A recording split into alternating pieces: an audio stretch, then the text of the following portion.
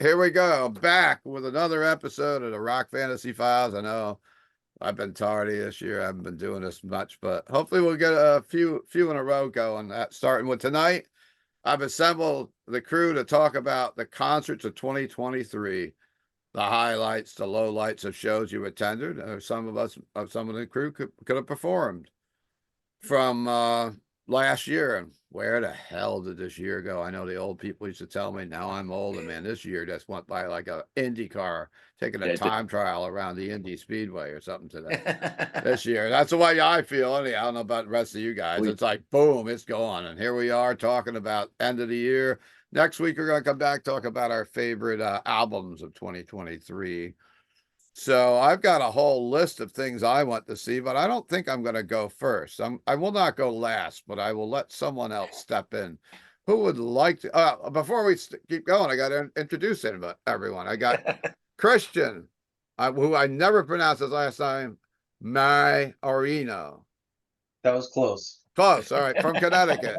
I got Craig Kaminski, of course, from the Monsters Den and Pete Pardo's Hudson Valley Squares. Here tonight, we got Ove back, staying up all night in Norway. We got the mighty Sasquatch up in the great Northwest Territories, or Denis Really? Barthe. We got Count Ralphus from Pete Pardo's channel with Sea of Tranquility, Monsters Den, and he's our local metal historian. He's got everything. He's probably got T-shirts from this year's tours. He's going to show you, I bet. And we got Ed Farsley, Armageddon Productions. We got Tony Dio from the Southland there and representing North Carolina. We also have the mighty John McEntee, my good friend, and one of the founding fathers of this little Rock Fantasy Files thing. It's good to have him back during this holiday season. And does anybody want to go first? I'm just going to let you go through. I'm not going to make you hang around if you got something to do. So if anybody wants to bang out and go first, they can. Nobody wants to go first. So I'm going to start out with my friend who was in my first square would be Kristian. Kristian, welcome to the Rock Fantasy Files. Let's hear about your favorite shows or shows you went to in 2023. All right. I looking back, I don't think I went to as many shows as I thought I did. There was a few that I wanted to go to, but I didn't get to make it out for one reason or another. But really in no particular order. I guess first show um I'll talk about tonight was actually Gorilla Biscuits in they played at the Space Ballroom in Hamden, Connecticut.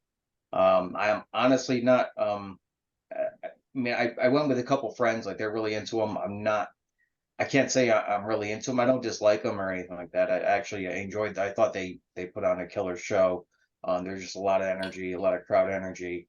Um, but again, I can't, I haven't, I know they've only put out a couple albums back in maybe late 80s, early 90s. Uh-huh. It's a New York City hardcore band. But anyway, it was, I had fun at the show. I've listened to them a little bit. And, I can't say I've listened to them a lot, but they're not bad, but definitely a good live act. Other one I want to talk about tonight was Alice Cooper. He toured over the summer. He did a co-headline stint with Rob Zombie. I saw them at the I don't know what the official name, but it was the Meadows Music Theater in Hartford, Connecticut. I think it's a Toyota theater or something like that now. I don't even remember, but Is that the anyway. one? That's not the one in Wallingford. That's No, no, Toyota. that Oh, no, that's like it's everything's okay. Toyota Theater right now. Yeah, So yeah. Everything has like a like a car brand name. But I've always known it as the Meadow. Yeah, the Oakdale's the one in Wallingford. But no, this was in Hartford. And so I went to that show with a friend of mine. I know Ministry was opening, and then there was another band. I forget who else was supposed to be opening. Didn't really care about the first band. I did want to see Ministry, but we were hanging out in the parking lot a little bit too long. When we finally got there, it turns out Ministry had already played. But we did catch Alice Cooper's set, and I was really happy because he opened with "Lock Me Up," the track from Razor Fist and Yell. So it's not one of those songs I know he doesn't usually, at least in the times that I've seen him in the past several years. I've never heard him really play anything off of that record, so it was really great to hear like opening with something off of there.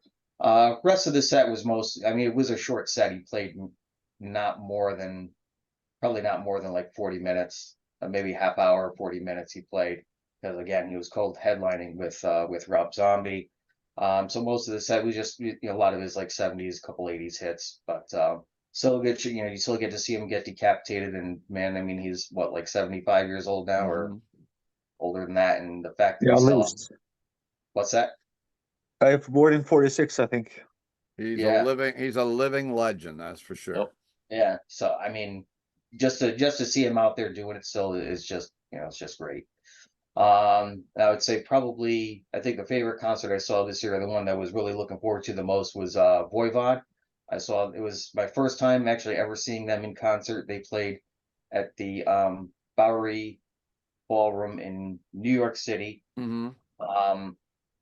It was a great show. They played and they pretty much, I guess because it was like their 40th anniversary tour, so they pretty much played at least some, not, if not something off of every record, at least something from every era of the band. They even did something from what's the one of the night the was it Phobos? They did a track off of that record. They played stuff off the new one, and pretty much like everything in between. And then when I was sitting before they even went on, so Snake from Voivod was like walking up to the stage, and he kind of like bumped into. I hear this guy like behind me, almost like, I don't want to say he like shoved me out of the way, but he was kind of like trying to get through. I'm like, who's this guy? And I kind of look up. I'm like, oh man, that's Snake from Voivod. He was wearing a worn out, like, it looked like a 40-year-old Saxon t-shirt. So that was pretty cool. But yeah, they rocked. It was great. You know, aside from that, I didn't really go to any other major shows. I did catch a couple like cover bands. One of them, the guys, you've had them on your channel, Show No Mercy, the Slayer tribute band. Yeah, such a fun So, band, such a great bunch of guys, man. yeah. Yeah. Yeah, I saw them. They played in Hamden, Connecticut. Yep. And yeah, they were really good. And I talked to I forget his name now. He's the guy who does Kerry King. I think his name's Billy. Billy, right. Yeah. Yeah, no, I chatted with him for a few minutes after the show, and I bought a CD of his band in Yeah, Sensei. he has a original band also, yes. Yep. Yeah. As does Gil, the singer, yeah. But Really? you Okay. know, I didn't know they're that. paying. I think they're making the most money, of course, with this Slayer tribute, because they're really blowing up. And I tell you what, people come out. I mean, every time they played where I have them, maybe not every time, but the last couple of times, we'll have them in between with a bunch of original bands. It just makes it a really good party. Yeah. No, that's good. No, you know, they seem like a great bunch of guys. I had fun. They were playing with another tribute band. I think it was a Slipknot tribute band, but I Well, took them after them. And actually, to yeah. go back to the Alice Cooper show I went to, I didn't even like, Rob Zombie was going on last. I didn't stick around for Rob Zombie because I'm not. Not at all. We got to stay and watch a little bit of Rob. You know what? I Well, was you with made a the friend. right You know, I choice. was with a friend. He's got young kids at home. John's a harsh critic down there. I mean, I've seen Rob Zombie. Like, I'll be honest. Like, I was kind of into White Zombie a little bit back when they were kind of getting popular, but I never like really like. I mean, I've seen his show before. He does put on a good Sure. show. It's never a huge Yeah, that's fan. what I mean. To me, if I'm there, I'm going to watch it because it's kind of cool to watch. Yeah. But John, you've already got in trouble with Metallica last episode we did. They were thinking of taking you out on the stadium tour, and then they saw it, then they watched it, and they're like, "Come on, John, we can't do it." Now Rob Zombie's crossing them off the short list there. I was the one saying it wasn't him, so Yeah. He would have left early too. I'm going to go over to Mr. Kristian. Thanks for the input, and chime in if you want to with anything else tonight. I'm going to move over to Pennsylvania and visit with Mr. Craig Kaminski. He's got an Elvis shirt on. I don't think he caught Elvis last year though. Yeah, I think I missed his comeback tour, but now great to see everybody. And this year I got to see 11 concerts, which for me that's a lot. Okay. Although last year I had 12, so I went down a click. But starting off in April, I saw for the first time I saw Satan. They were doing a headline set with was it Night Demon and Haunt. Haunt had to cancel. I think the singer was ill that night, but Night Demon were really good. Like kind of a traditional metal band, and cool songs. They had some nice stage setup, and Satan was very entertaining. They got to played a full set, so it was about an hour and a half or so. Again, knowing nothing of their songs other than last year or earlier this year, excuse me, when we their debut album was part of the episode that we did from 1983. I really wasn't familiar with any of their other songs, but really entertaining. That was at Love Drafts Brewing Company in Mechanicsburg, Pennsylvania. Oh, wow. And, the one other odd thing of that night is that I was recognized by 4 different people at that show, just from this stuff I've been doing with Pete's show, which was really weird for me because I honestly don't think I'm that recognizable of a person. But and of all places in Mechanicsburg, where that's not near where I live, that a few people approached me and recognized me from the Monsters Den. So it was kind of weird, but really cool too. So that was nice to see. Just like Kristian, I saw Alice Cooper also. He did a headlining tour when I saw him on April 30th at Hershey Theater in Hershey, Pennsylvania. He came on late. There was no opener, so he came on a little bit late. So he kind of rushed through the first couple songs, including "Lock Me Up." So I was really looking forward to hearing him do that, and he kind of cut it off like right after he did like one verse, and then he just moved into the next song. And it was like, oh man, I really wanted to hear him do more of that. So, but great set, of course, from Alice. And I other than Lock Me Up, I don't remember. He usually throws in one or two other oddballs that he rotates into his set. I don't remember if he did Roses on White Lace on this one or not, or he did House of Fire, I think, or another song from Trash that Yeah, I that think the show I went to, I think he did House of or Fire. Bed of Nails, one of those, that he doesn't Maybe do. it could have been, yeah, it was one of those songs. Yeah, Snake Bite. He did. I think that was one that he hadn't done for quite a while.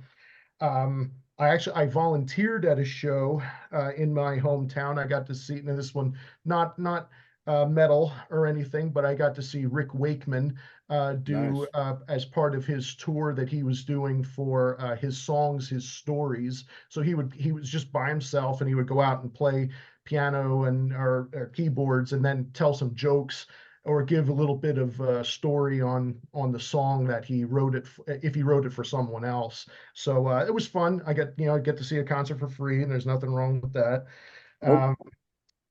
Then in June, I got to see for the first time also Metal Church. Never saw them before. They played at Reverb in Reading, Pennsylvania. Incantation played there just a few months ago. So John's probably at least a little bit familiar with the club that I saw them at. This is fairly close to my Nice. hometown.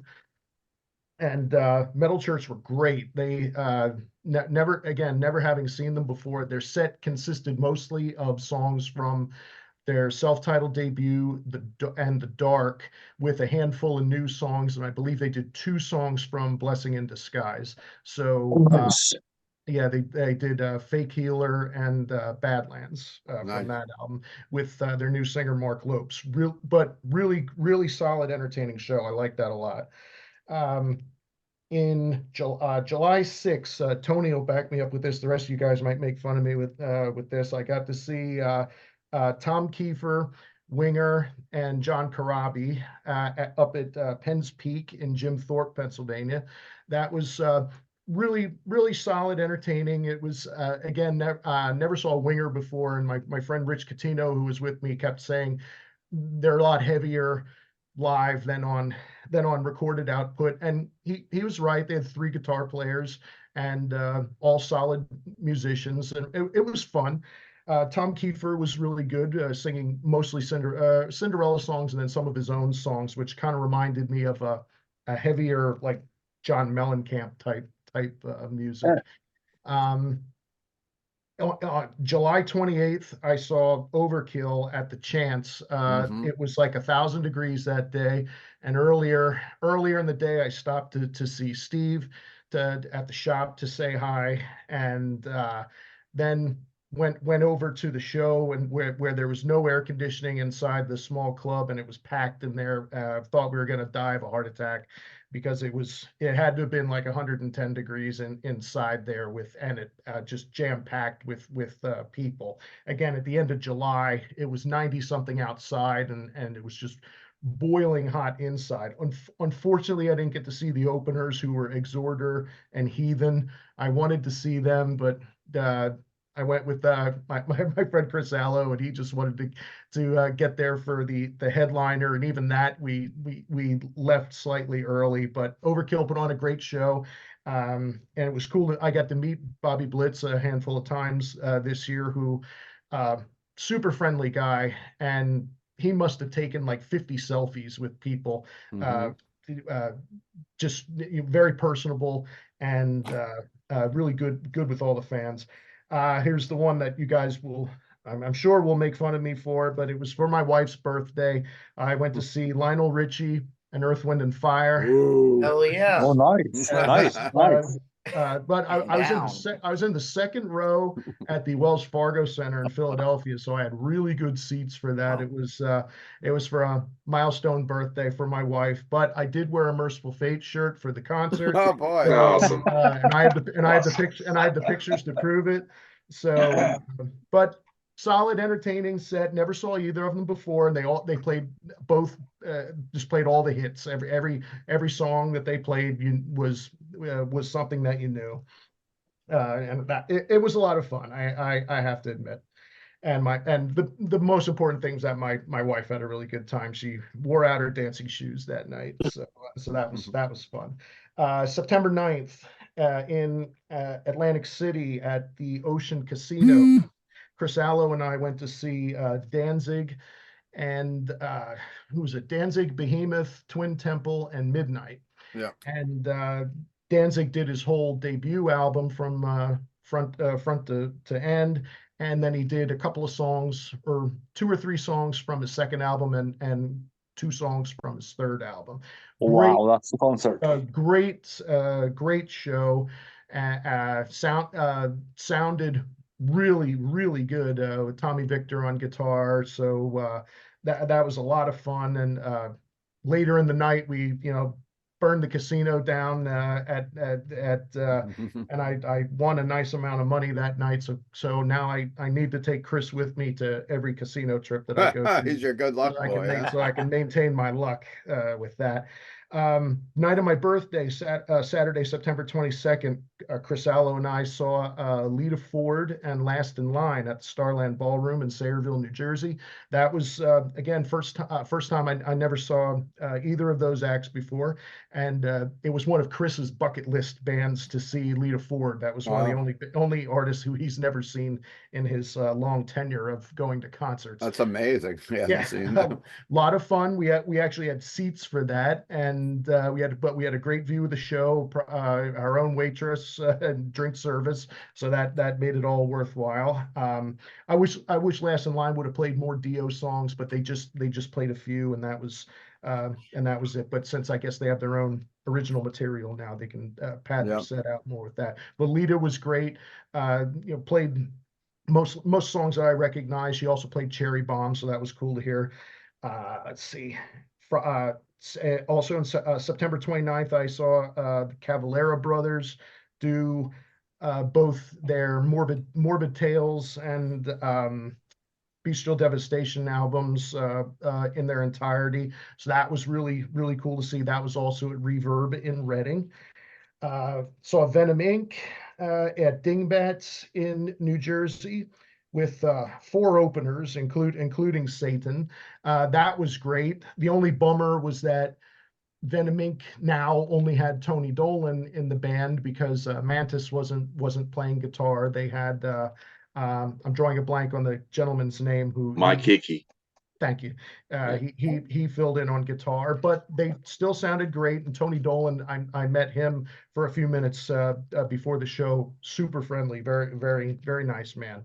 And finally, last show was just about a month ago.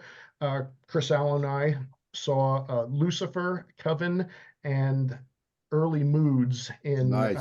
in New York City at the Les Poissons Rouges. I believe that's in Greenwich Village, and Yes. that was a lot of fun. That was a really good show. Again, we had seats for that and had a bird's eye view of the show. I wasn't familiar with either of all three of the bands, but they were all really solid, entertaining. Coven was a little weird, with their shtick that they had with the coffins and the devil stuff and that. But their singer was great. I don't know how old she is, but she's got to be 70s. there, and Lucifer was really entertaining. I like them a lot. Nick Anderson didn't play drums that night for them. They had Henry Vasquez filling in for him for that show. I think that was the last night of the tour for Coven. So there was a couple times where they did a combined song or two with both of those bands. But that was it for my 2023 shows. A lot of fun, and look forward. There's lots of stuff coming up next year already. It looks like it might be another full year coming up in 24. Yeah, for sure, for sure. Well, thanks and you came up to one show we did at the club. Why don't you come up to see, Craig? It was a few weeks ago. Did you come to my anniversary where we had Yes. Yeah, you were at the Yes. Show No Mercy, Show No Fire Mercy. Haze. Yes. Fire Haze opened up. Yeah, cool. Yeah. Try to come up when I can. Yeah, you're the best. This guy travels all over the place. He drives like 3 That sounds hours to like come to the stores. I really appreciate that. So, hey, maybe I'll just blast through my list if everyone doesn't care. I'll do it Yeah. quick. Sure. People are Go gonna ahead. make fun of me, and John may never come on the channel again after I do this Sure, list. sure. I'm not judging. Or maybe Ed or someone like, what a poser. All right. So anyhow, my list is not in exact order, and I hope I didn't forget anything. But one of the first shows I saw last year was the Elevete Omnium Gatherum Seven Spies tour at the Gramercy, which proved to be a pretty interesting gig. The day of the show, Elevete announced that their vocalist could not join them on the road, and they issued a statement how he wasn't going to be there, but the female vocalist, one of the female vocalists, Fabi, was going to take lead on a lot of songs. And then they got Juka, who's a singer from Omnium Gatherum, and Adrian from Seven Spires to come on, and they learned these songs literally like that day somehow. No, Fabi is fantastic. So they somehow just said, hey, you're going to learn these songs. We're continuing with the tour, and you guys are going to sing with us, do your sets. And it made for a memorable night. All the bands, I really like Omnium Gatherum a lot, and I do like Elevete. It's really good folk metal. So that was the first show I saw, and it was very interesting. But the second show I saw, I went down to the city to see Enslaved, another one of my favorite bands, with Insomnium, and Black Anvil was actually on the tour too.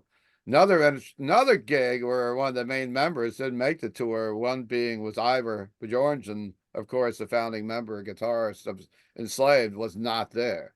This seems to be a little bit of an ongoing thing with a lot of the bands from Europe coming over here. It seems like some don't make it over or whatever happened. So it happened twice to me on the first two nights. But third show I went to was the first ever appearance in North America of Powerwolf, the German power metal band, at the Palladium, which was kind of a scene. There was people from all over the place that flew in to go to the show.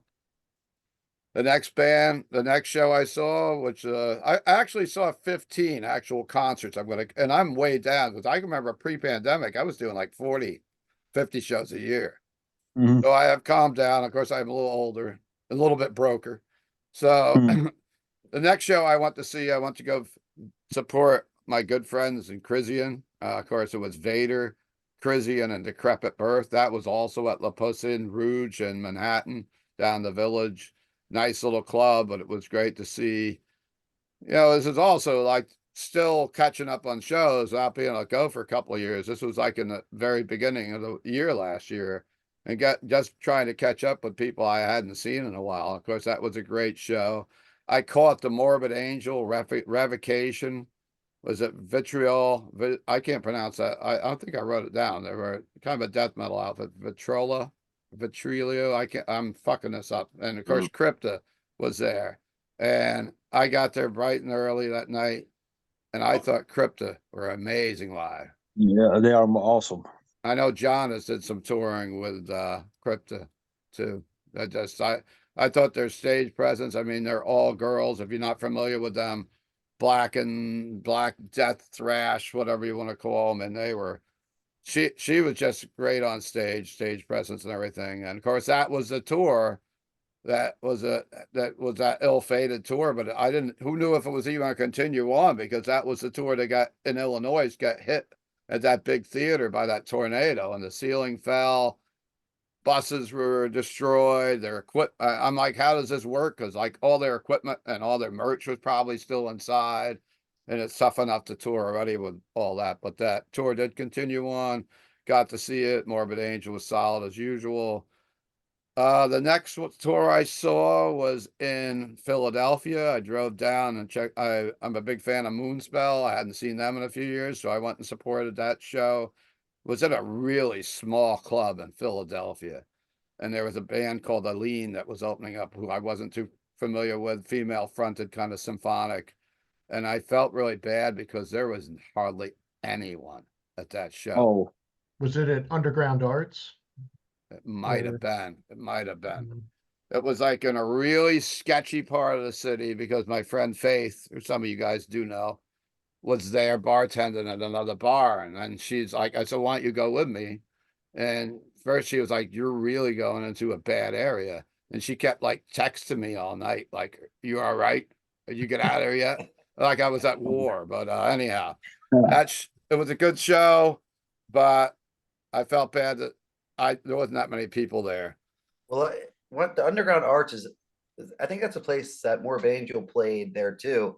It was the same thing. It was a really sketchy part of Philly, I think. It's a 12 Yeah. Hill. And I think there's an upstairs and downstairs in the club, because a couple of the locals that I bump into down there were talking about it. And yeah, it was kind of a sketchy neighborhood, but I'm used to sketchy neighborhoods. I go to the city and I go to Philly. We tour all the sketchy neighborhoods throughout the US. It's like that's where all the clubs are at. So we're used to it. And you got your own little posse with you anyhow. So yeah. I was solo that night, so I guess that's why my friend was a little bit more concerned. Now, I did go to the Saturday of the Decibel Beer and Metal Fest in Philadelphia back in, what was that, like April, I guess? It featured Suicidal Tendencies, I Hate God, of course, Incantation, All Out War. There was one other band I forgot about, in the Skula Grind, who we have actually coming to play in Middletown at Quinn's on January 10th. But that was a great show to go to, and John will probably talk a little bit more about that later. But I went down, of course, with All Out War, who are good friends of mine. They gave me an extra pass so I could hang out backstage and hang out with all these rock stars like John, and they got free. I got free backstage. Yeah, I got to hang out with Incantation and everybody in the back. That was a solid. Man. I want to say that the All Out War guys are really cool. We're hanging out with those guys a little bit. They're really friendly. Yeah, I didn't really know them that well beforehand. Sammy and Zara was there, of course, from Mortician and Morpheus too, hanging out with us. And the next show I went to was actually in Philadelphia again. It was the Obituary Immolation, the Blood Incantation, and there was another band that I didn't write down, at Brooklyn Bowl, which is that same complex if you go to Philly. I love both of those venues. Brooklyn Bowl was a really nice place too. It was like a really modern, you felt like you were in a Vegas casino or something. That was really nice, and it was decorated like side shows and whatnot. It was a really solid show at Immolation, of course, and Obituary. Then I also went and saw, which I'm wearing a t-shirt from, the Halloween Hammerfall tour, which was in New York City at Terminal 5 in May. Halloween, man, just pulled out all the stops that night. They played everything from the early stuff. Of course, it's the Halloween United. It's got all three vocalists warring on stage, and course, the Mighty Hammerfall were there too. And then what did I do? Over the summer, I changed up gears a lot, and this is where I'm going to get picked on. And I went to a festival tour, and I was like, it's summer. I haven't been to one of these things in years. It's up in Wilkes-Barre. It was like 45 minutes away. A bunch of us went up there. We had a couple carloads. We went to see the Mudvayne, Coal Chamber, Guar, Non-Point, and boy, Butcher Babies. It was, I really enjoy Mudvayne. I don't care. You can call me a new metal poser, but I like them a lot. Guar is always fun to watch. Cold Chamber, I didn't really know much about, but it was a really hot summer night, and it reminded me of those like Ozfest second stage shows I used to always go to. And I drank far too much beer. I was wasted that night. They were Nice. They were giving you these giant beers, and I don't know. I usually have 1 or 2 beers, and I get a little buzz. I had about 7, 8 of those. I did not drink the month of August. Put it that way. And it looked to me like the tour was a financial disaster. Literally, we got there, and I'm like, "There's nobody here." So I started. We're in there early watching the first bands or whatever. And like, there's like, how many tickets should you guys sell? And they were like 1,500. And I mean, this is like a 10,000 amphitheater. It was like there was no one there. Hopefully the tour got better as it went through. The following week, I drove down to Camden, or Philly area again. I checked out the Lamb of God, the Pantera, what do you ever call it, a reunion or whatever it is, tribute. It was a good show. I went with Faith, hung out with a few people I knew down in Philly. Lamb of God, of course.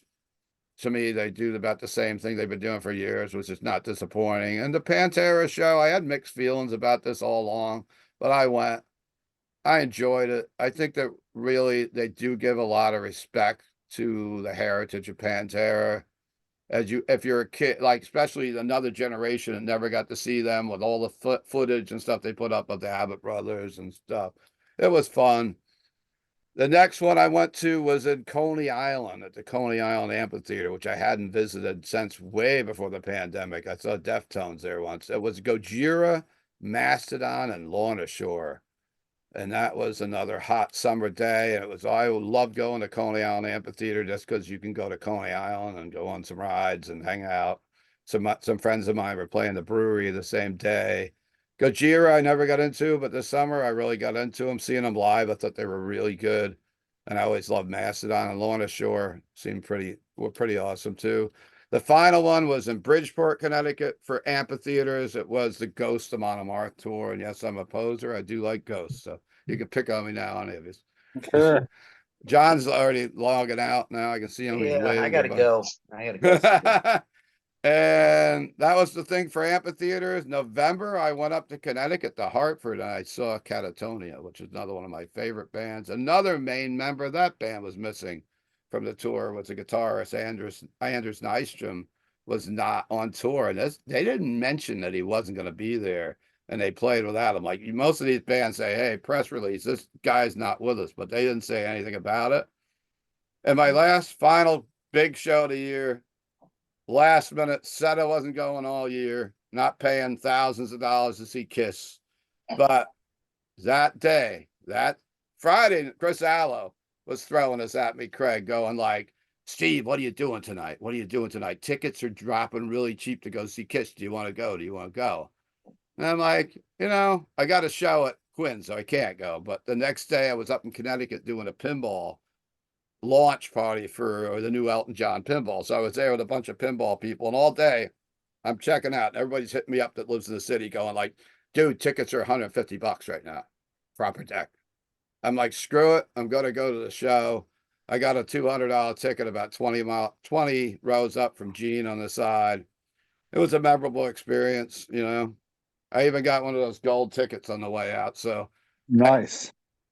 They were selling for like $1,000 now. Of course, Kiss decided they're going to start selling them for $350. So at least it's a $350 gift as I walk out the door. But yeah, they're not going to let that get over them. That was a big bunch of drama because they were literally selling these things for $1,000 on eBay, and I probably should have sold one for $1,000 if I knew they were going to start making more. But And of course, then I can't leave out all the gigs I promoted at Quinn's, a local venue I started in 2022. So many bands showcase their talents there. I can't really list them all, but it's just great to have a place to showcase underground bands. We do a lot of underground original stuff. Of course, we do the tribute bands sometimes too. Sometimes we combine them together. So that was my year in metal and rock and whatever else. And I really wished I could have got to a few more shows, but I'm back to work and it's not easy. And I'm working shows at this bowling alley like every weekend.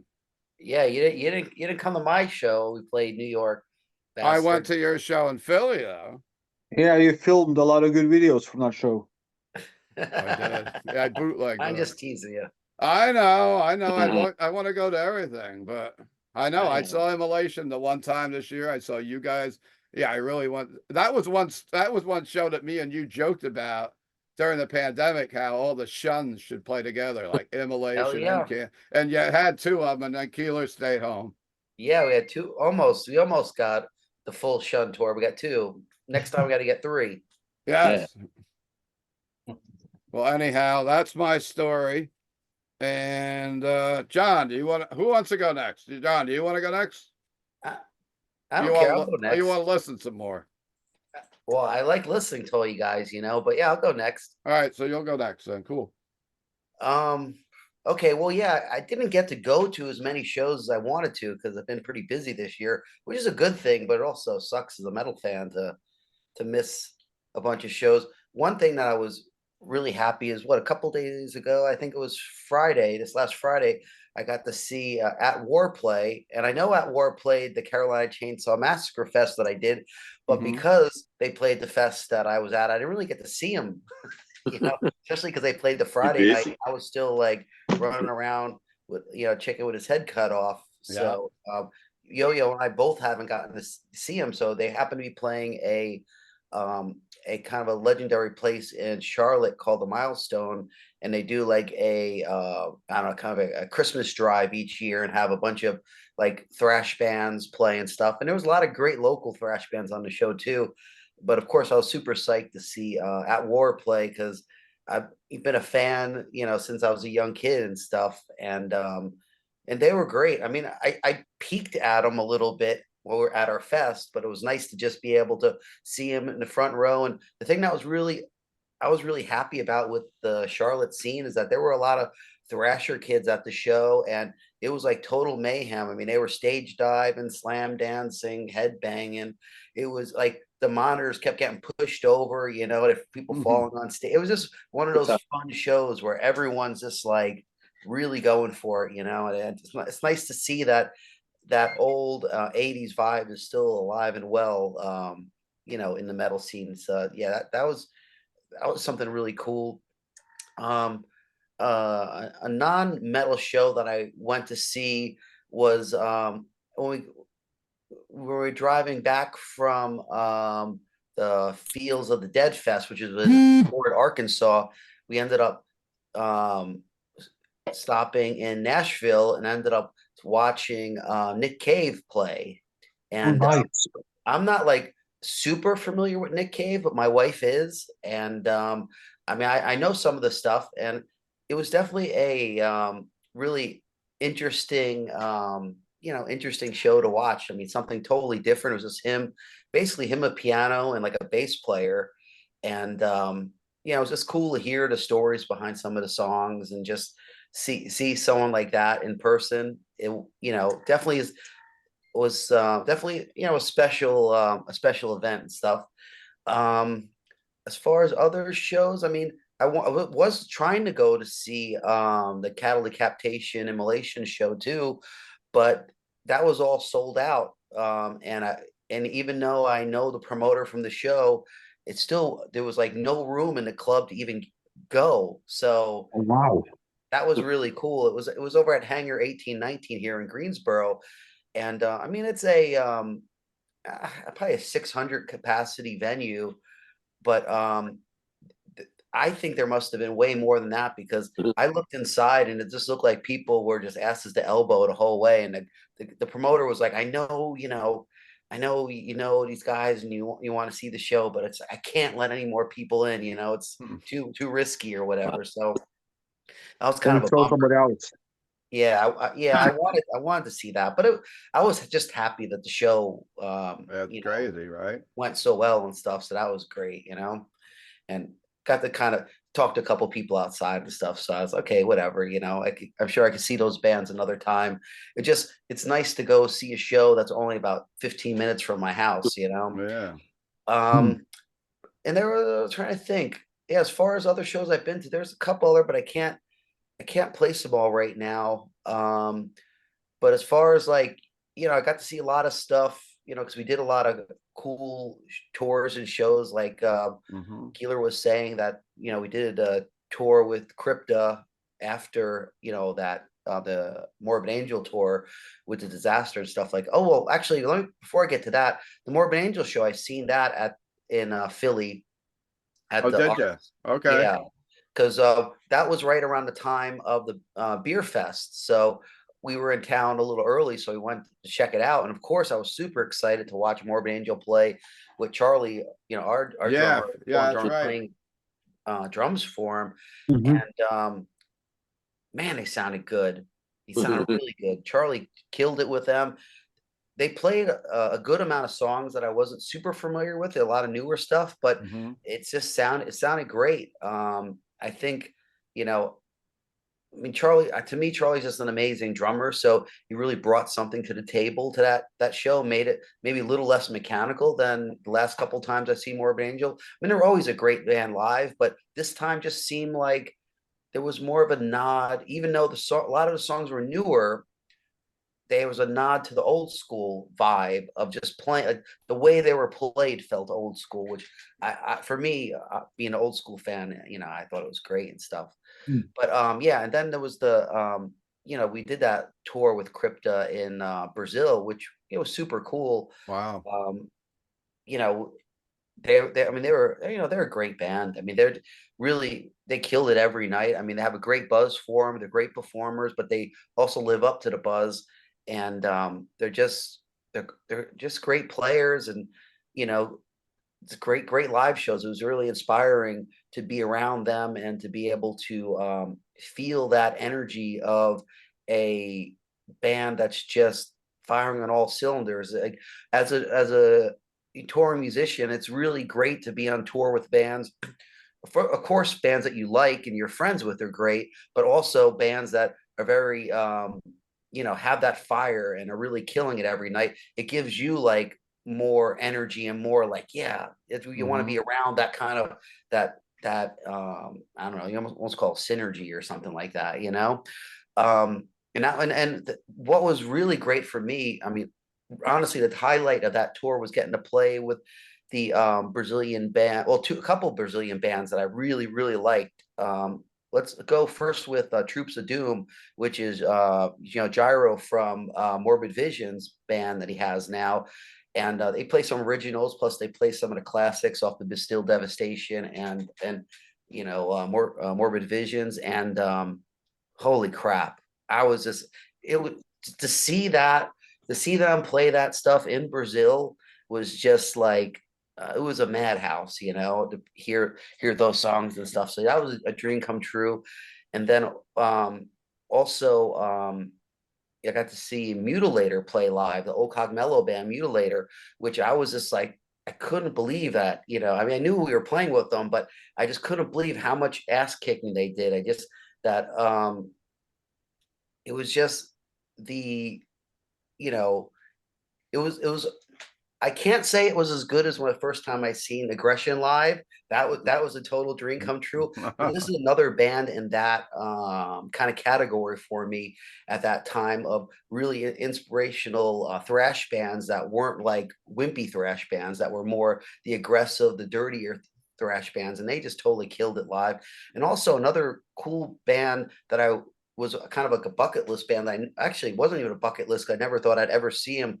We play with Dorsal Atlantica, and that is a band that like I don't know. I just thought it was impossible to ever see. I used to have flyers of them on my wall back in the '80s, and it was really cool to you know, to see some of my legends, the people that I was inspired by in the 80s and stuff, to finally get to see them live and play with them, what, over 30 years later and stuff. So, I'm nostalgic. So, for me, I was just, that day, it was in Belo Horizonte, Brazil. And I was just so happy, like a pig in shit, I mean, we got to hang out with the guys from Sex Trash, from a bunch of like the old Cogmello band, people. Like, it was kind of like, since Dorso Atlantica, Mutilator were playing, and Troops of Doom, it brought out like all the old crew from that time. And like, for me to hang out and to chat with these legendary people from Brazil, it might not have gotten, might not be so well known in the US, but for us, like super underground freaks, it was just like, I was just like, I can't believe that I'm like talking to, this person right now, that when I was a kid, it's like, these were the shit. So yeah, that was a really great experience for me. I know I'm dabbling a little bit, but that's what I do best. Then,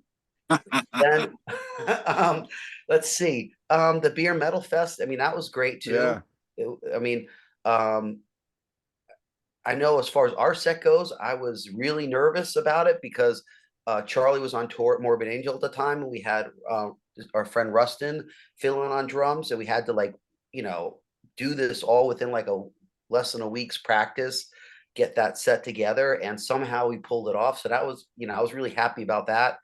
But it was also a really fun time because all the bands in that show, were really cool, and it was a great time seeing everyone. Like I said, I see Steve there, like I said, Sam was there, Ross was there with Shelly and stuff. And that's right. Ross and Dan were there because Loca was there.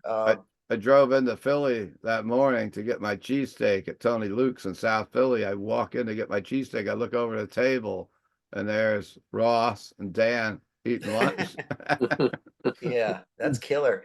Yeah, and I hate God. I hate God guys are good friends of ours, so it was nice to hang out with them. And I even had a fanboy moment, with what's the singer from Suicidal Tendencies, Mike Muir. Mike. Yeah, I seen him just at the end of the night, and he was just kind of hanging there, and I was like, I gotta get a photo with this guy, like the 15-year-old me listening to the first Suicidal Tendencies album would kill me if I didn't ask him for a photo.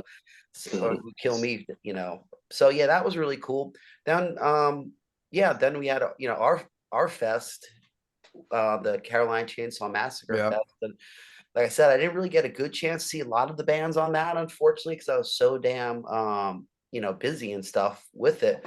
But I did get to kind of see a little bit of like Bat's set for the first time. They were a great band. I was really psyched, to check them out. And then what was it? Yeah, really all the bands were great. I mean, I guess I picked them, so I guess I like them. But, it was great to have Massacre there to play, which was awesome. I've been friends with Cam and the guys from Druid Lord. Were playing with them, which was really awesome. Got to see Exciter. I mean, just the fact of watching Exciter was great, but just to know that we were playing a show with Exciter, again, it was a nostalgia thing where it's like that was the first speed metal band I ever seen play live. So to be able to play a show with Exciter was just like beyond fucking cool as fuck, And of course, Possessed, it was a dream come true to have anything to do with making the Possessed show happen. And they played awesome. So it was a great time. We just Miss Sasquatch there. It was a bummer that he didn't make it there, which I was really looking forward to. But I understand, sometimes with the border stuff, it just doesn't always work out or whatever. I know it probably bumps him out more. He wasn't there than. Oh yeah, he was going pulling teeth last time. Bum me out.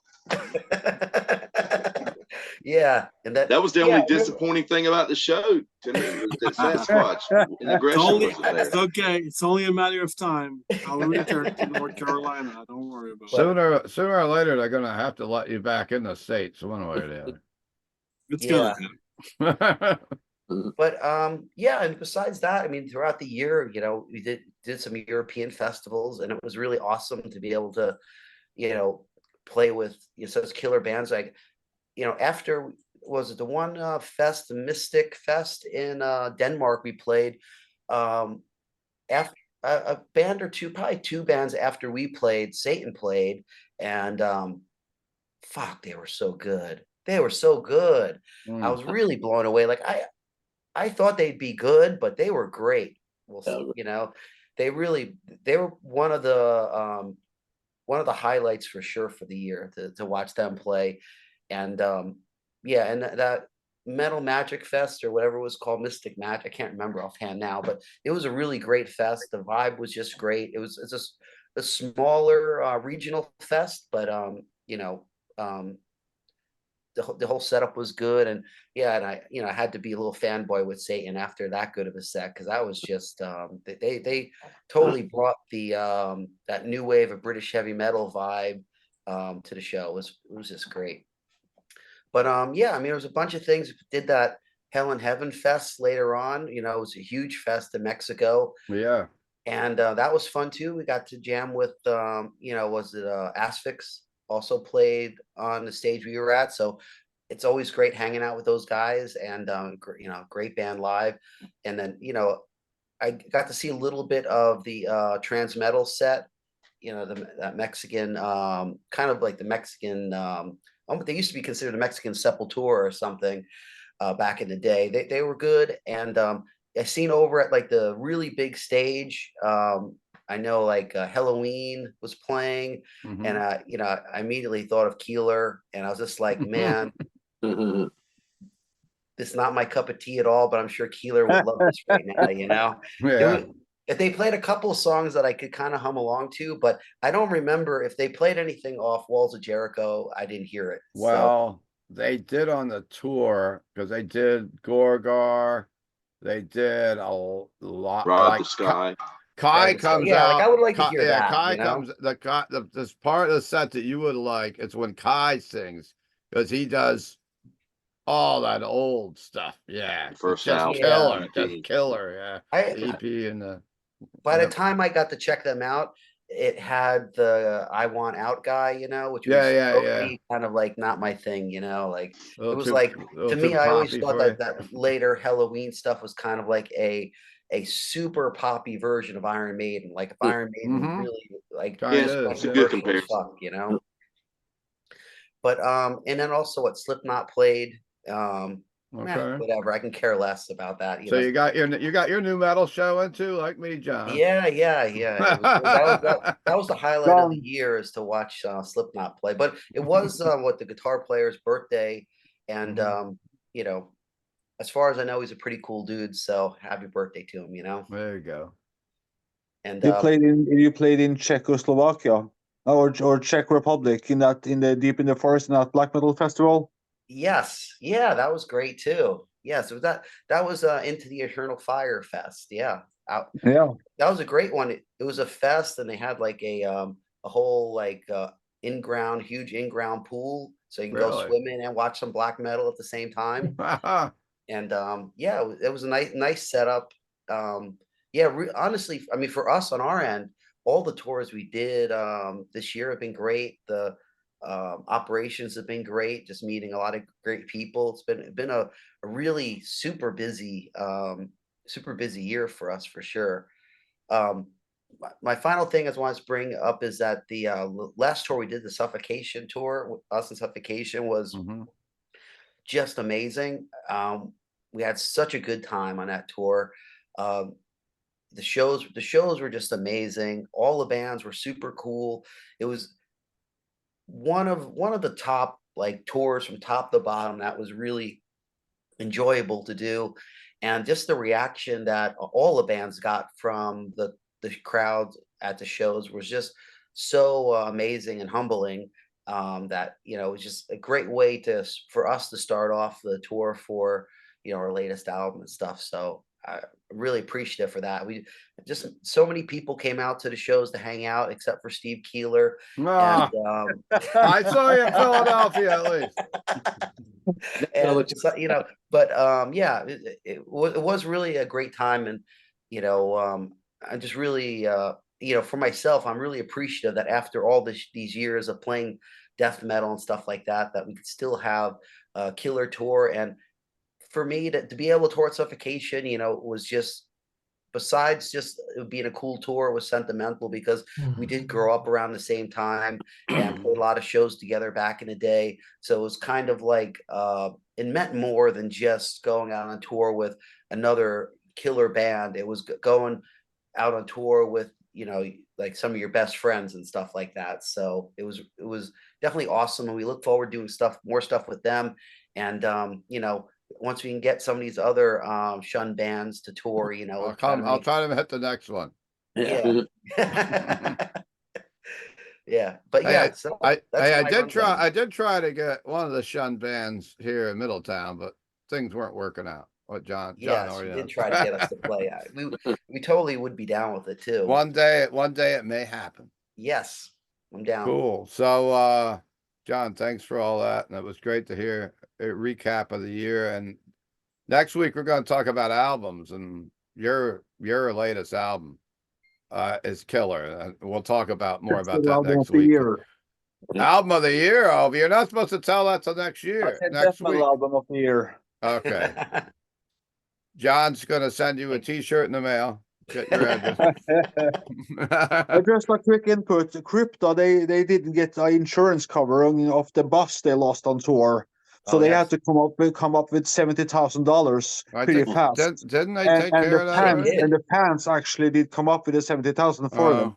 So that shows how good they perform live. That they give everything. Yes, and they're a great live band, and yeah, it was after that tour. It's like we definitely feel like they're kind of part of our metal family now and stuff. They're cool for sure.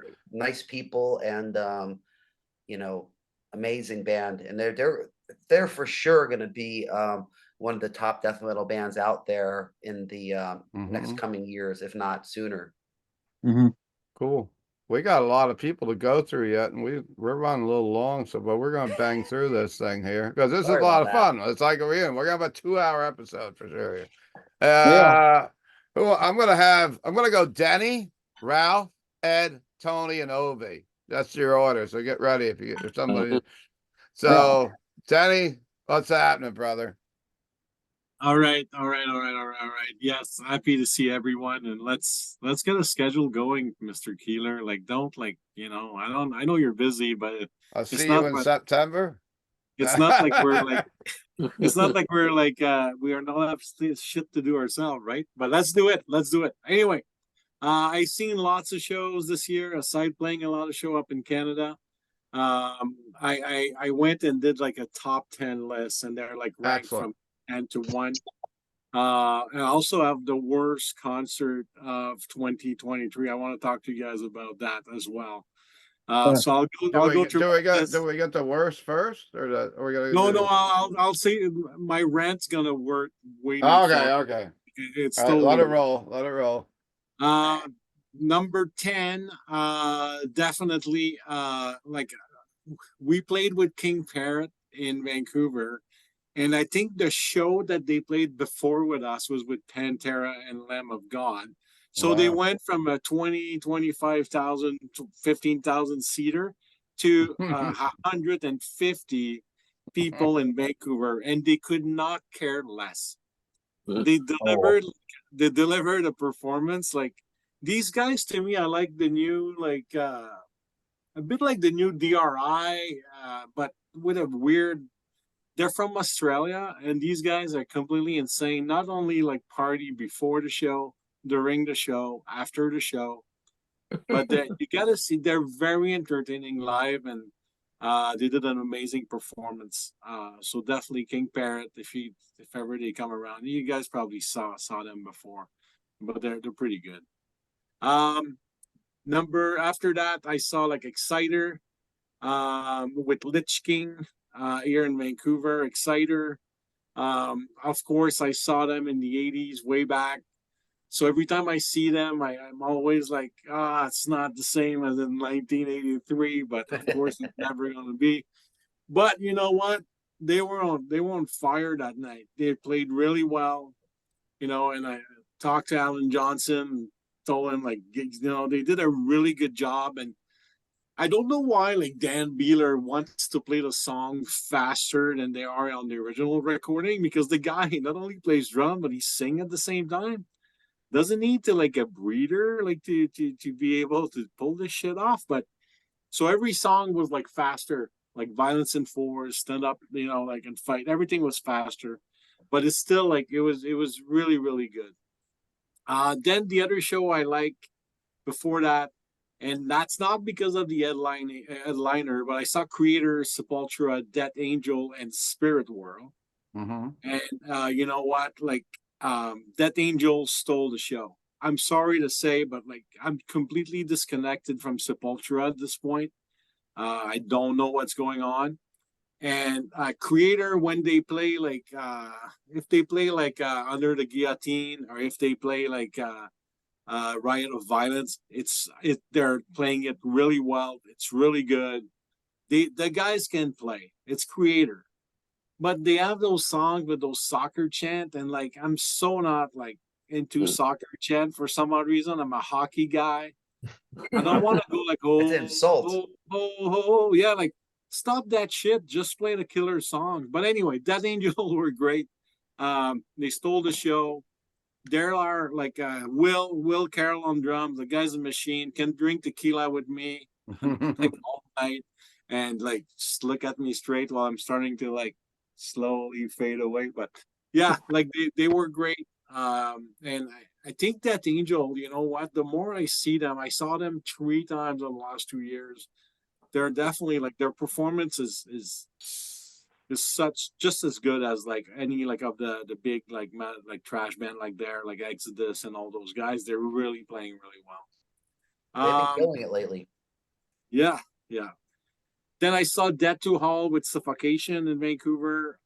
It was kind of like and I'll be honest with you guys, like I was not the biggest Death fan when I grew up. Like I don't know why. I mean, I loved like Scream Bloody Gore, and after that, like after Leprosy, it kind of like I don't know, it was getting too complex for me. Like I'm not very advanced musically to understand what's going on. So but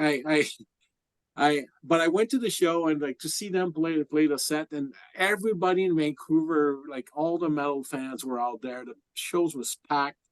So it was a great vibe to see. It was more fun, like not that it was not fun to see Suffocation and Death to All, but it was a lot of fun just hang out and just be there and like talk with Gene Oldman and all those guys, and great experience. Then I saw Carcass, Municipal Waste, and Sacred Reich.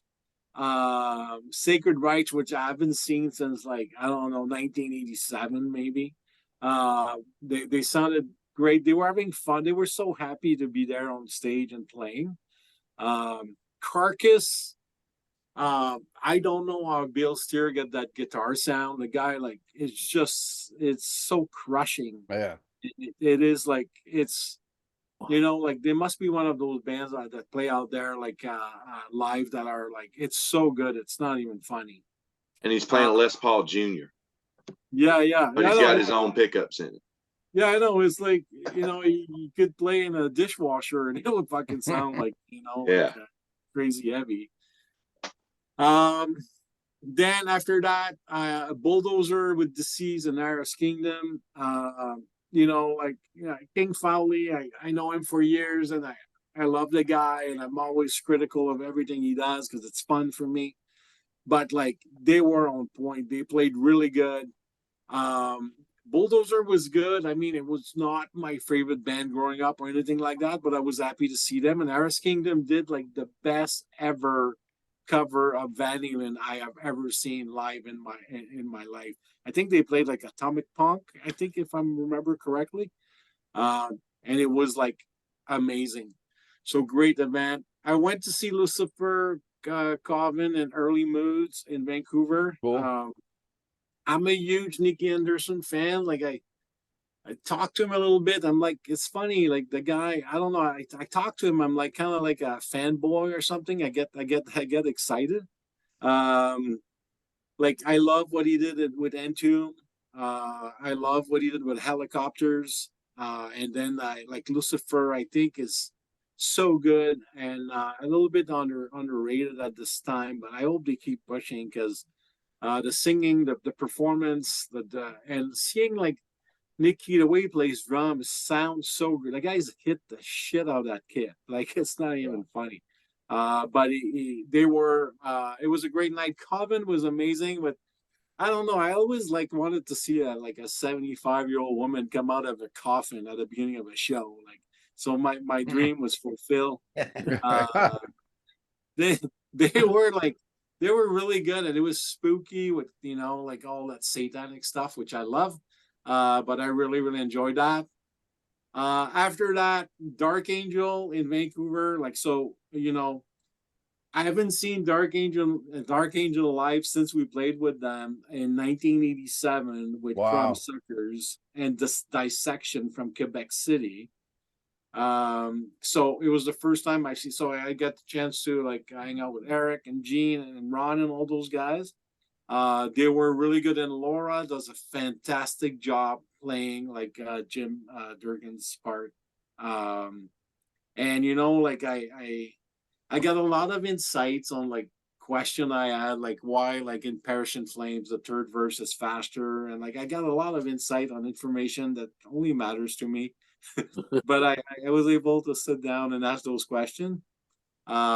They played great. Like Burning of Sodom live is just like it's so ridiculous, and the place was packed, and the kids were like, there was a lot of younger kids watching Dark Angel, which was great. After that, the next show, like my number 2, I think on my list at this point is we played at the Trois-Rivières Metal Fest in Quebec. And I wanted to go. Incantation was gonna play, like Martyr, with Dan Mongrain from Voivod, a lot of obscure and not so obscure Quebec bands like Barth, which I went to like high school with the guys. Also, DBC played Dead Brain Cells. Wow. So it was kind of like a coming home kind of party for me because I don't spend a lot of time in Quebec anymore, but I grew up with, I play hockey, like kids hockey with some of those guys and ball hockey and play sports and grew up, and they're from the same place I am. So it was great to see some of those bands. Incantation was fucking amazing. And I don't want to say that they were good because I want to like John to like me, but I don't know why. I don't know what happened, and it's not because I know the band, but every time I see them, I get a new a fucking awesome vibe of like a mix of like professionalism, like fucking death metal, and just like a groove, kind of like that. They kind of like go through it, and I love every time. I saw them in Seattle last year, and I saw them in Trois-Rivières, and I'm like, even if John would talk to me ever again, I would still fucking buy every record, and I think they're absolutely great. That's my own personal opinion. I also really like the band called Stabbing, which with a girl singer. They were fucking intense. Like I don't know, like if she has a boyfriend or if he's still alive or whatever, but she was delivering the goods. So Stabbing really stood out for me. And Martyr, I don't know if you guys know that band at all, but they're super complex, technical death metal band from Quebec.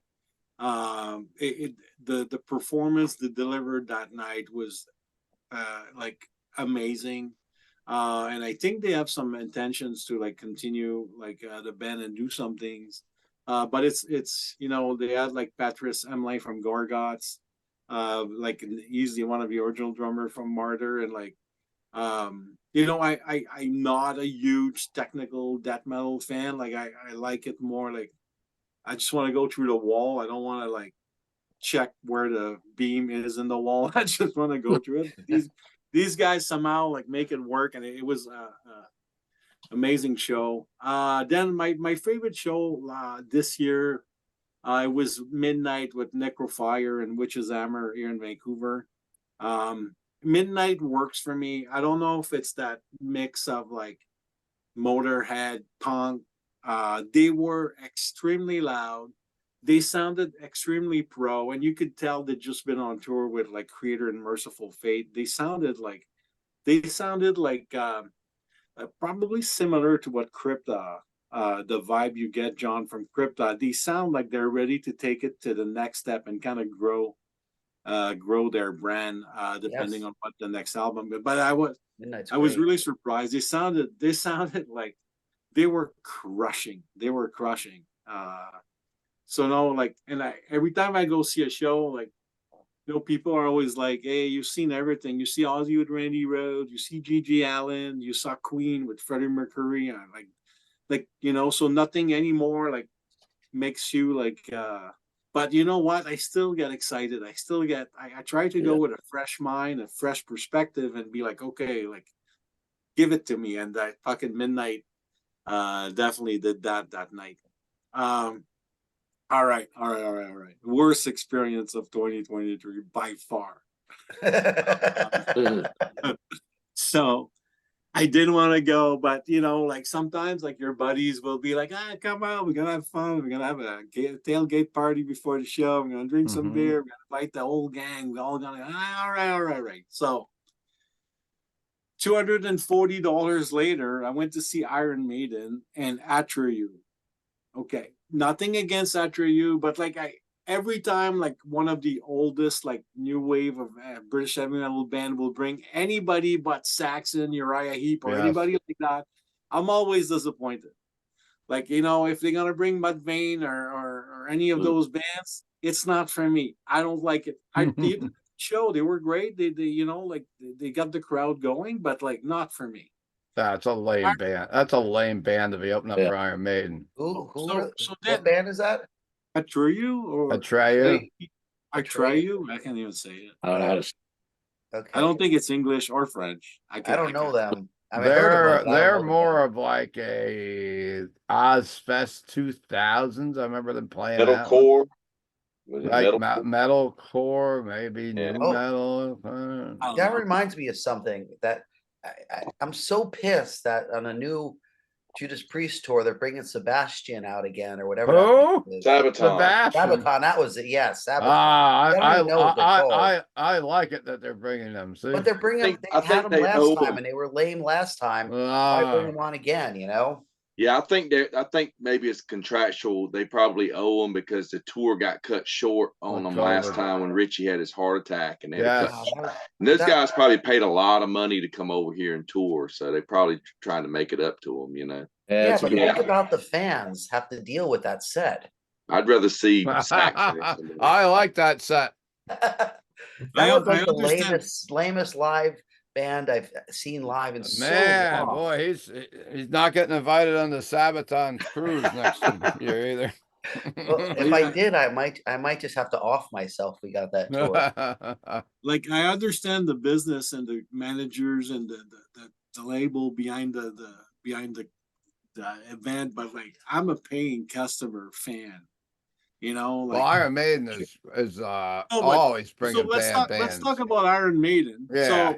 So the tickets I had for $240 were like, basically I watched the guitar tech change strings for like 2 hours, which I never paid $240 ever before to watch somebody like change strings. I was on the side of the stage. I couldn't see Nico McBrain. I couldn't see like Dave. Was it Janix strings or? Dave Murray's at least, right? It was probably Janix. But I had a fantastic screen that was providing. So then not only did I pay $240 to see that, I could have watched him on TV at home for free. And the song selection, like, I mean, I'll give him some credit for really like testing their fan base by playing some of these like 12 minutes like obscure songs from some of their new album. But that's what they were doing, Sunjitsu, right? It was like when it's to the point where you're begging for Run to the Hills, the show is not going well. Like it was not good, and I was not happy. You got Alexander the Great though. Yeah, I prefer going to see like like anytime any other band like for like $12 at a freaking tavern and listen to some like out of tune trash metal than pay $240 to go see our Anyway, that's it. That's my list. All right. Incantation Great, rules. great stories. Well, this is a long episode, but that's because we haven't been done this in so long. Everybody wants to listen, so hopefully everybody's still listening. Hey, we're to count Ralphus now. Oh, you know what we should do right now, Craig? Before we forget, Chris Alo's picks. Let's do them real fast. Well, he had because we're gonna forget if I don't do it. All right, let's see.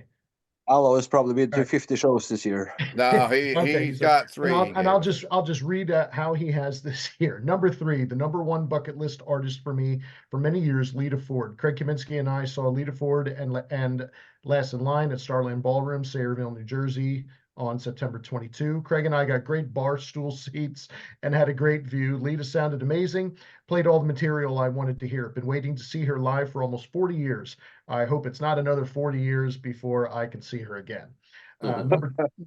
Number 2, Danzig. I've seen Glenn Danzig in concert over 50 times with his 3 bands, Danzig, Samhain, and the Misfits. But it's been 6 years since Danzig last played the New York, New Jersey area. So, and it was quite the wait, but this was something special. Craig and I saw Danzig on September 9th, 2023 at Ovation Hall in Atlantic City.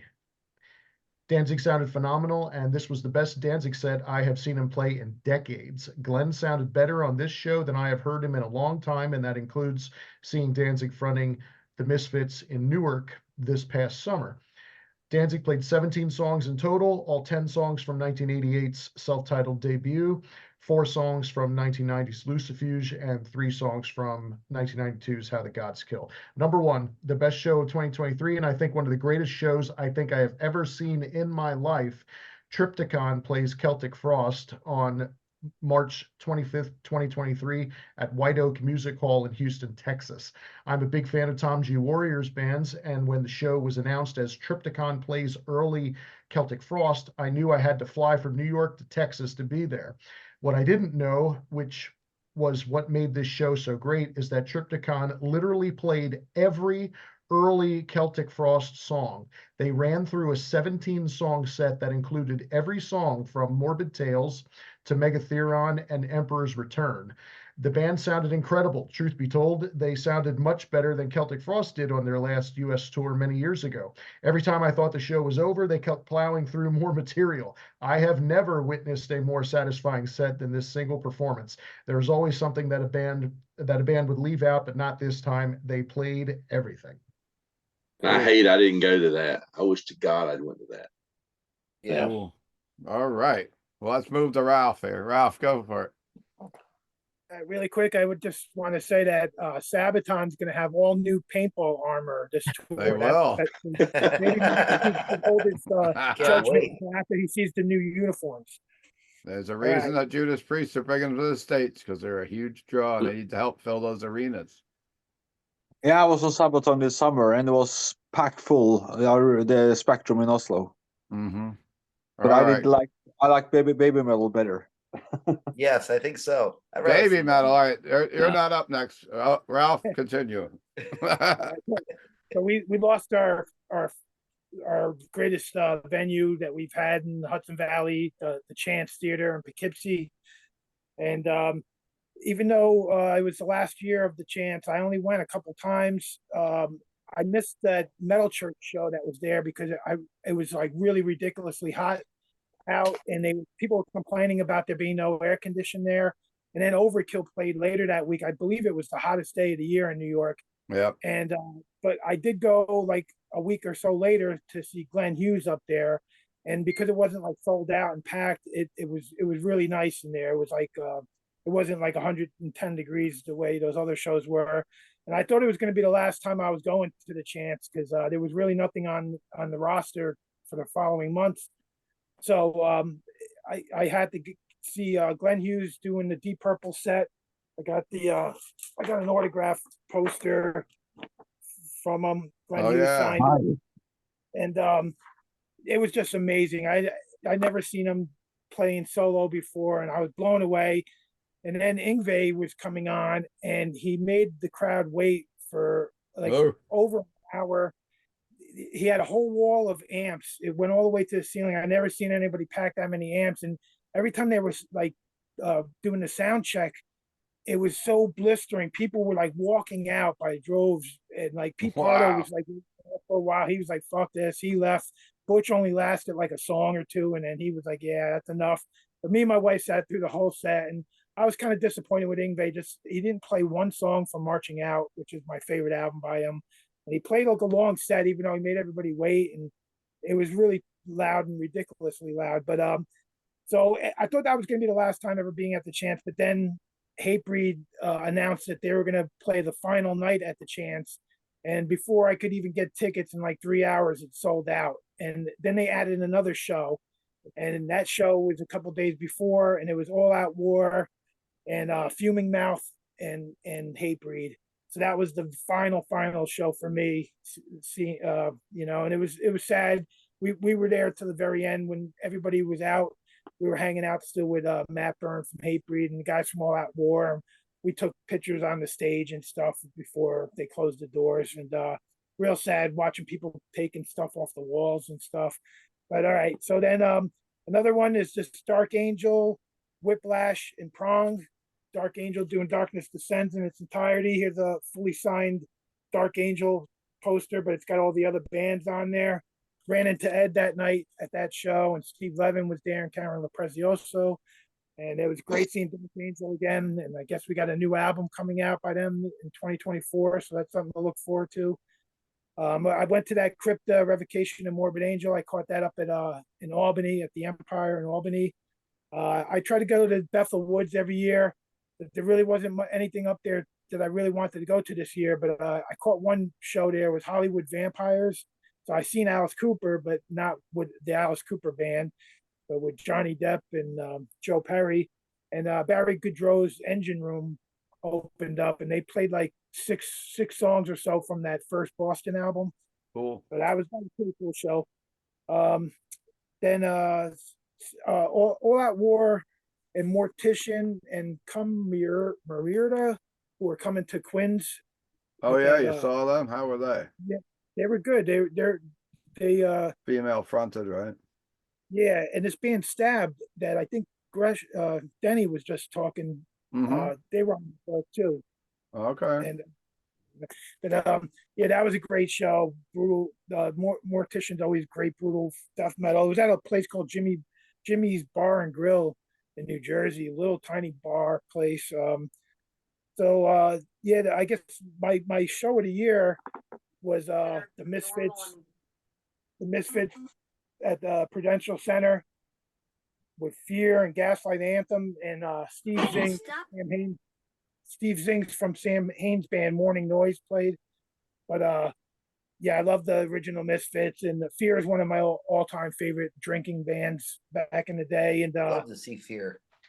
Yeah, they were fucking awesome. That was the third time I seen Fear, but it was kind of weird seeing Lee Ving up there without his guitar though. He was playing and just singing, and he's looking kind of old. I guess they're on their farewell like tour, but they got a brand new album coming out right now too. But yeah, they were still great live. And yeah, I seen like a shitload of the local tribute bands that have been coming, that Steve's been booking all these shows at the bowling alley by us. So I seen the Slayer tribute band twice that Kristian brought up, and we just seen the Rush tribute band, and yeah. Craig was up here for the Iron Maiden and Slayer tribute, but we also seen at the fairgrounds we had the AC/DC and Metallica tribute band. So a lot of tribute bands, a lot of local bands playing the bowling alley too. Mechanical Menace, Project Insanity, Earthquake Logic, Necroptic Engorgement, Abuse Ritual, and Sick Bay. All great local bands.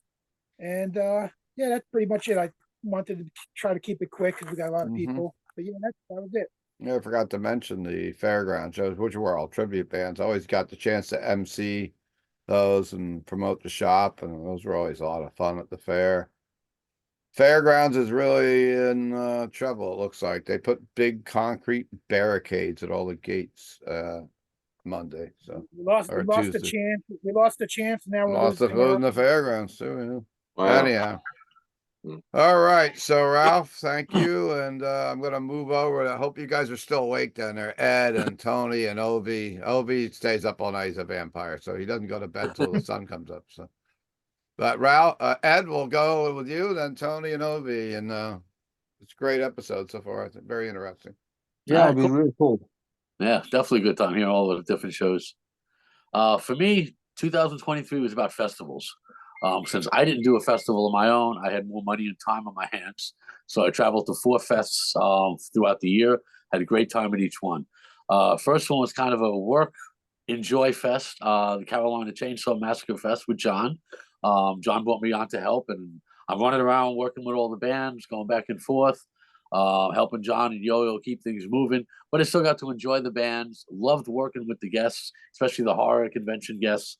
Those are really cool people, different than working with bands, but really cool, especially the Friday the 13th ladies and the Evil Dead ladies. Very cool time. Bands just, what was that? Yeah. You killed it. You helped. The help that you did was just, it was ridiculous how valuable you were as far as helping. We appreciate that. Anytime. I love doing it, John. It's a great festival. So hopefully we'll get it going again at one point.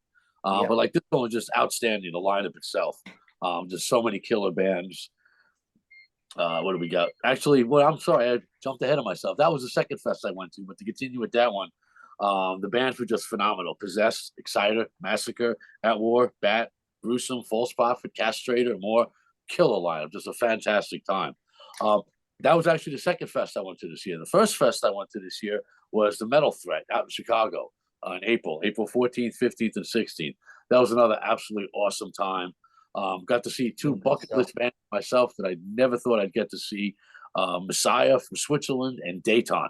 Both did absolutely mind-blowing, phenomenal sets. Dayton was so amazing that watching them play, I said, I have to bring them to New York. And sure as hell, I booked them for my Rage and Armageddon Fest next year. So they were just both bands. Plus Nasty Savage, Aurora Noir, Aries Kingdom, one of the most brutally heavy bands ever. Just so many more. It was just a great time discovering a lot of new bands, too, that I hadn't really been familiar with. Because Metal Threat, he does a lot of obscure black metal bands that I didn't really follow. So I got to discover a lot of cool bands and hang out with a lot of cool people. Great time. So then later on, in July 15th was the Day of Death Fest, the final Day of Death Fest up in Buffalo, in memory of Brian Patterson, done by his brother Matt. Just a phenomenal time. Highlight of that was the original Wehrmacht reuniting from the first album just for this show. It was not easy getting them back together, and it was not easy dealing with them up in Buffalo. But Matt did it. Matt pulled it off, and the show happened, and it was phenomenal. And just Anthropic, Thanasis, Abominog, and Bomber, just a great lineup and just a great vibe that whole weekend of just old school metalheads, you know, all friends of Brian Patterson, all those zine guys and all the old guys from the mid to late 80s. It was a fantastic time. Last fest I went to, Blades of Steel, shirt here by Randy Kastner out in Madison, Wisconsin, late September. Another absolutely phenomenal time. Randy does a first-rate job with his fest. Jack Panzer, Violence, Exciter, Massacre, Midnight, Riot 5, Morbid Saint, Gothic Knights from New York City, friends of mine that I booked. Just a phenomenal time. As far as shows, went to a bunch of shows this year. Unfortunately, with my working nights and me working all the goddamn time, couldn't go to a lot of shows and missed a lot of shows I wanted to see. You guys are all running off a lot of shows that I missed this year, but I did get to see a few great ones.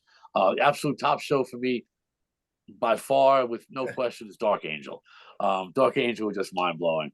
I can't tell you how many times I saw them back in the 80s and the early 90s. Pretty much any time they came anywhere around the Northeast, I see them. From Buffalo, Massachusetts, Pittsburgh, DC, any fucking way I drive to go see them.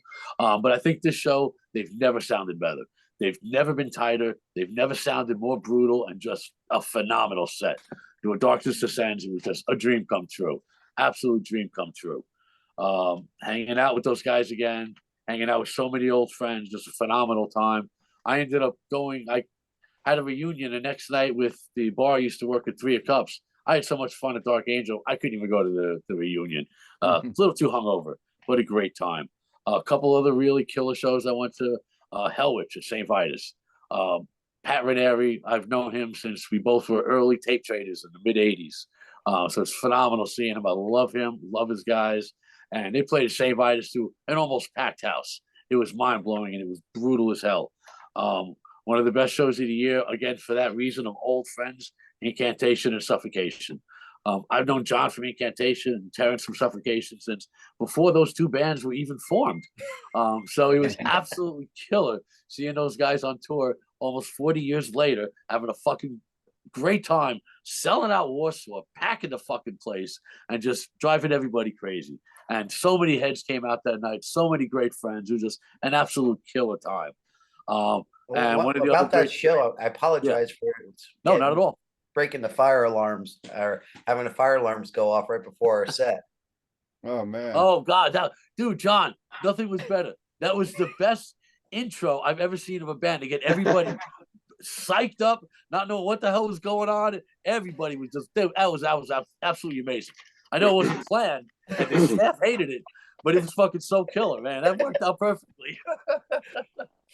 And the only other show I went to this year that was really, really notable was Exciter at St. Vitus. Another sold out, packed house. I got to say, I got to see Exciter 3 times this year. And one of the all-time greatest bands I've ever seen live. They just got better every time I got to see them. It was just phenomenal. They're such a great band. Myself, I didn't do too many shows this year. Try to keep it minimal, but had one stellar night with Possessed. Again, like John said, it's an absolute pleasure working with a band like Possessed. So I had the Possessed, Uada, Black Mariah, Blood Feast, Shaka show at Brooklyn Monarch, and it was almost sold out. It was packed. It was phenomenal. Just an absolute killer time. Didn't get to see any really major shows this year, again, because of my work schedule. So no arena shows, no Jones Beach, no Prudential, nothing like that this year. But still had a great time. Looking forward to a lot of shows next year, a lot of tours, Priest, Maiden, Saxon, Girls School, Armored St. Queens, like so many good ones. So it's going to be a good year next year. Cool. All right, that's it for me. Thank you, Ed. One thing that I remembered after talking, after hearing Ed talk, was one show I forgot to bring up that was really killer that we played and I went to was the Mass Destruction Fest in Atlanta, and it was great to see Autopsy play. I mean, they played an absolutely fantastic set, and then also was a highlight for me. I mean, there was a lot of great bands on that show, but one of the highlights for me was to get to see Hellwich play again live, because they're one of my favorite old school bands that, like killing it. They never really got the respect I think that they deserve as a band, but they're always fantastic live. I mean, they're playing Wacken next year. Are they? They got booked to Wacken next year. That rules. Wow. They deserve it. They definitely deserve it. Yes. That's it. I just wanted to bring that up. It was important. All right. Mr. Tony Dio. And we'll round it off with our favorite vampire from Norway, Ove. Yeah, I went to quite a few shows this year. I mean, honestly, John, you guys killed it with this. I mean, the Chainsaw Fest was awesome. It's definitely one of the highlights of the year. I mean, finally getting to see a version of Possessed was just great. And anytime, man, it was great. I hope we can bring it back one day. But yeah, it was awesome. We had such a good time both nights. But I went to a lot of shows. I mean, I just saw a lot of older bands. It's good to see a lot of the older bands out there doing it again, and people coming out to see them, and that's really cool. I saw Vicious Rumors earlier in the year. It's the first time I've ever seen them, and I mean, they still have Jeff Thorpe and Larry Howell from like the classic lineup, but they had Ronnie Monroe from ex Metal Church singer fronting them here and at this show, and so that was great to finally get to see them. I've waited years to see them. But I saw Carcass with the Sacred Right, Municipal Waste, and Creeping Death Tour. That was great. Finally got to see Halloween after all these years. Saw Halloween with Hammerfall. I've seen Hammerfall a bunch of times, but never got to see Halloween. And honestly, was never a big fan of them with the Andy Duras lineup. Always liked the early stuff, through Keepers, first 3 or 4 albums. And so finally, when they said they're going to do this Pumpkins United tour and it was coming within driving distance, I went to see it, and it did not disappoint. It was a great show. Saw Savage Master. Always good to see them. They had a package tour. Was them with Traveler and Sanhedrin, I think is the name of the band. Yeah. Great show with that. New York. What's that? The Sanhedrin from New York. They're a great band. They were great. Yeah, just kind of got that new wave of British metal sound going on with them. And speaking of which, saw the Venom Inc. and Satan tour. I mean, what can you say about Satan? I mean, they're so great. You got all 5 original members still in this band. I mean, Brian Ross has got to be pushing 70, and they were great. Amazing show. And I thought Venom Inc. did a great job pulling it together at the last minute. I mean, Manus couldn't do the tour. And as soon as I heard that Manus couldn't do the tour, I was kind of worried that, okay, well, they're probably going to end up canceling.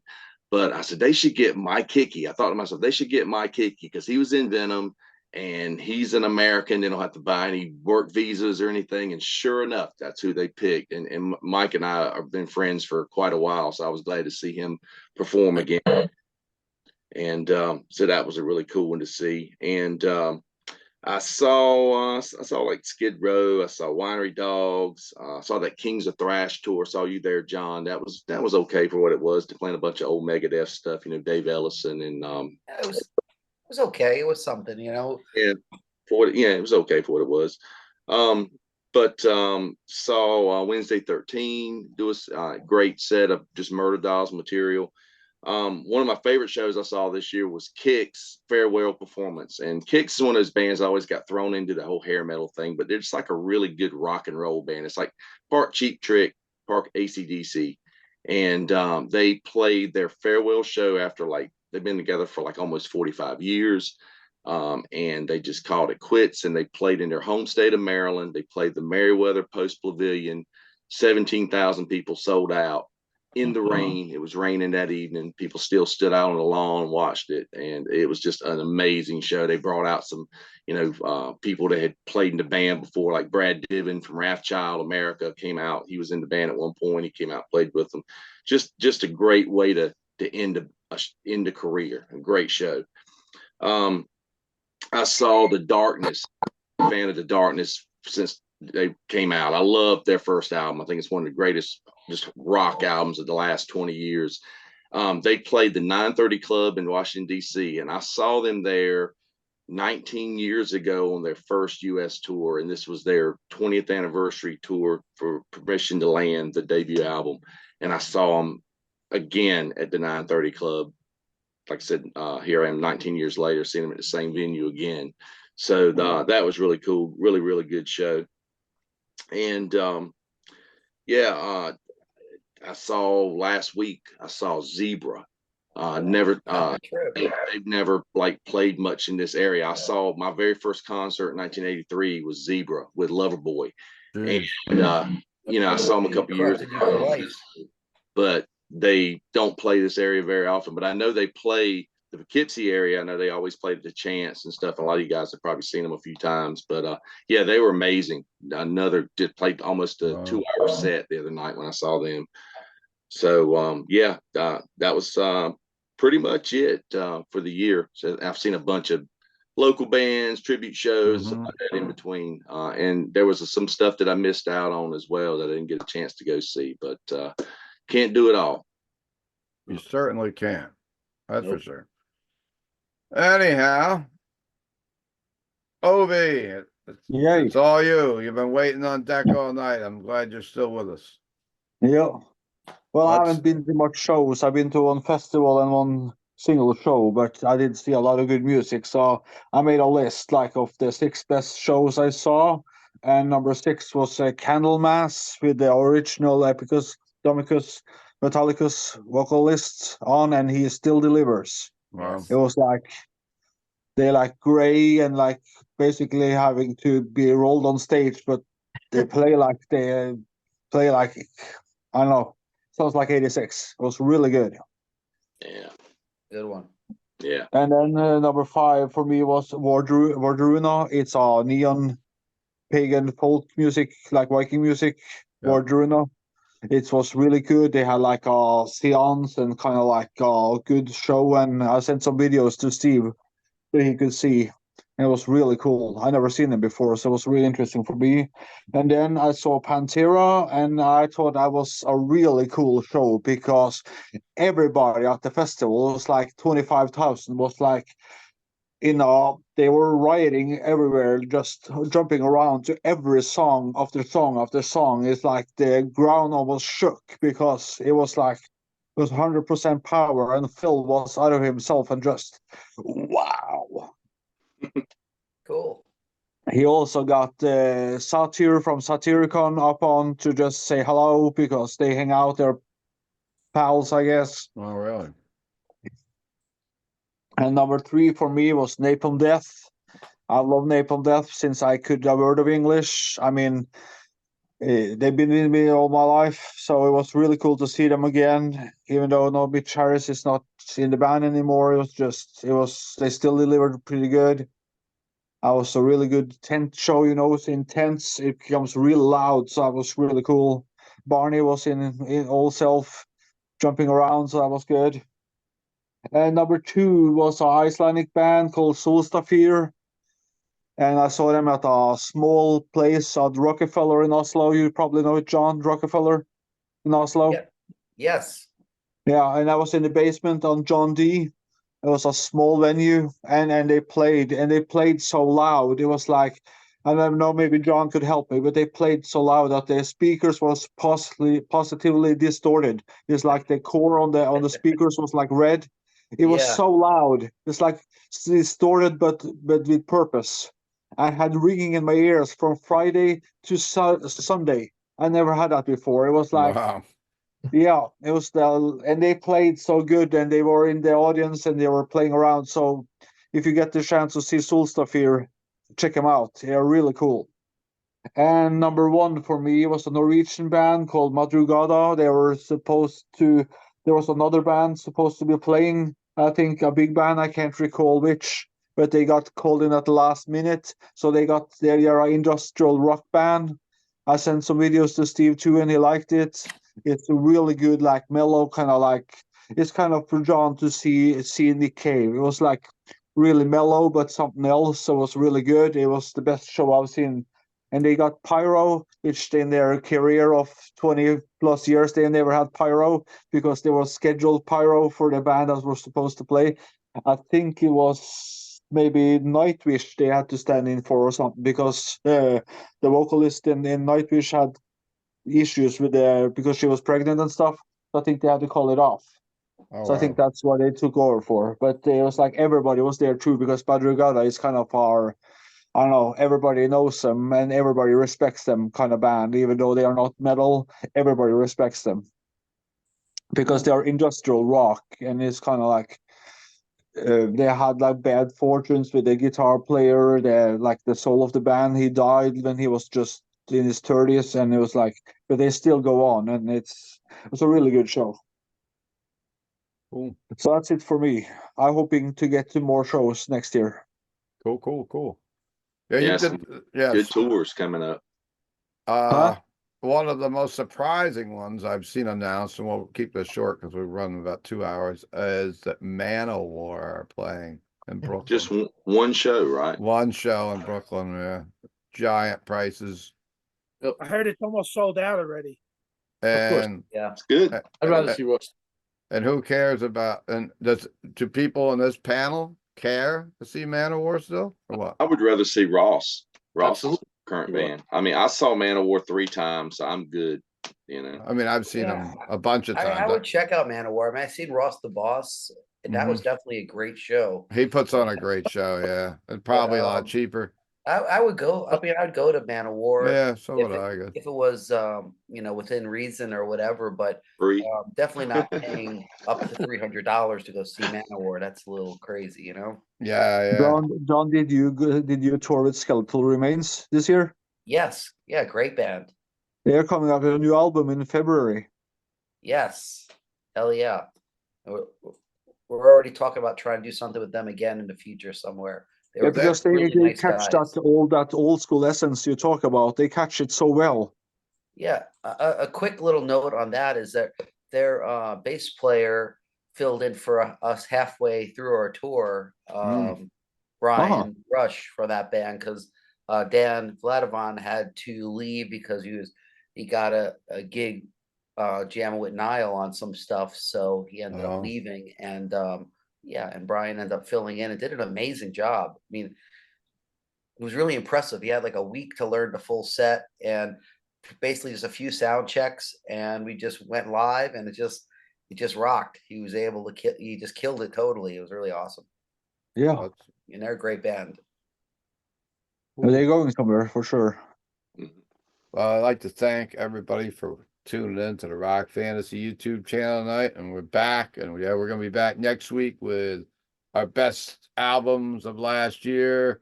That's going to be so awesome because we're going to hell of a continue year. this on in some form, even if I'm not here every week. We already talked about that. So Rock Fantasy Files is back, whether you like it or not. And I'd like to thank Kristian, Craig, Ove, Count Ralphus, Ed, Tony Dio, of course, the mighty John McEntee, and the mighty Sasquatch Denis Barthe for being back in the room. And we will see you next week, and look forward to seeing everybody back here. And hey, before we go, you guys that are watching, put your favorite concerts from last year in the comments and all that good stuff, please. So we want to find out what you guys were checking out. So we'll see you next time.